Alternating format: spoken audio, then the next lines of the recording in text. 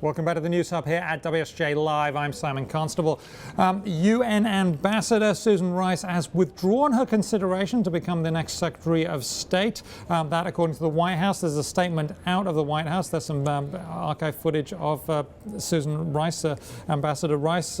President Obama says, "While I deeply regret the unfair and misleading attacks on Susan Rice in recent weeks, her decision demonstrates the strength of her character and an admirable commitment to rise above the politics of the moment to put our national interests first." Obviously, there's a lot more of that statement, but that seems to be a key bit of it. With more on this, we have Kerry Seib from our bureau in Washington, D.C. Kerry, it's quite a big move.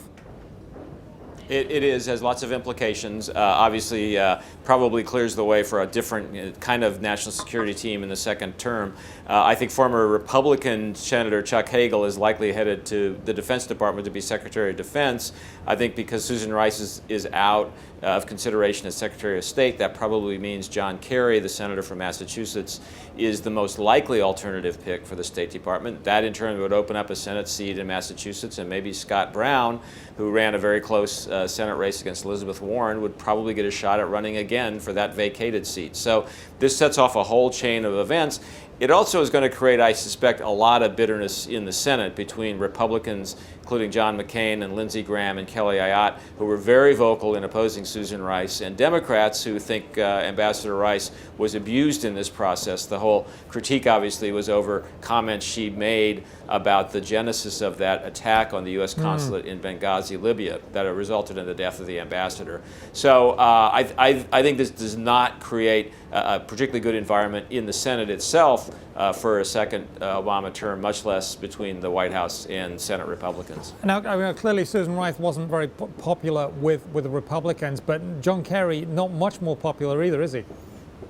Well, no, I don't think that's right. I think Really? John Okay. Kerry benefits from being a part of the Senate club, and he's made a common cause with John McCain, who was the principal irritant for Susan Rice, and so I think that situation turns around fairly quickly. I don't think a John Kerry would have any particular trouble getting confirmed. There will be uncomfortable questions about his period as a Vietnam veteran who was opposed to the war, but I think that by and large, I think Senator Kerry would have a much easier path than Susan Rice, and I don't think there would be major obstacles in the way. So Susan Rice presumably stays as UN ambassador. Is she likely to come up again in other potential appointments to the administration when things calm down?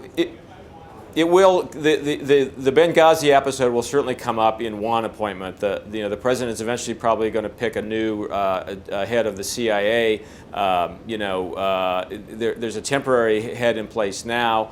And I think that's the other position where the question of what happened in Benghazi, when did we know, and when were people told, when was the American public told the full story of what we thought went on behind that attack and whether it was a terrorist attack or not. David Petraeus was head of the CIA when all that happened.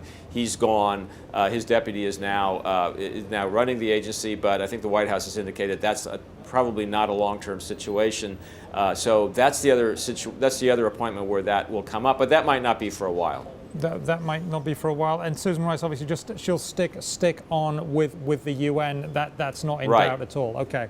No, it doesn't seem to be. Okay. So is this normal for this sort of thing to happen around the holidays as we approach the year end? Will we be seeing more shuffling around in Washington?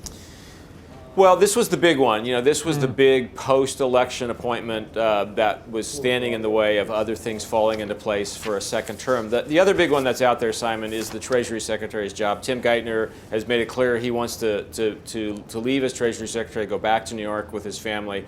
But that's not going to happen until the fiscal cliff issue is resolved. So that's the other big shoe to drop. But it's moving on a different timetable because of a whole different set of issues having to do with the fiscal cliff. Okay, we shall see. Thanks for coming, rushing to the camera. We really appreciate it. Kerry Seib of the Wall Street Journal.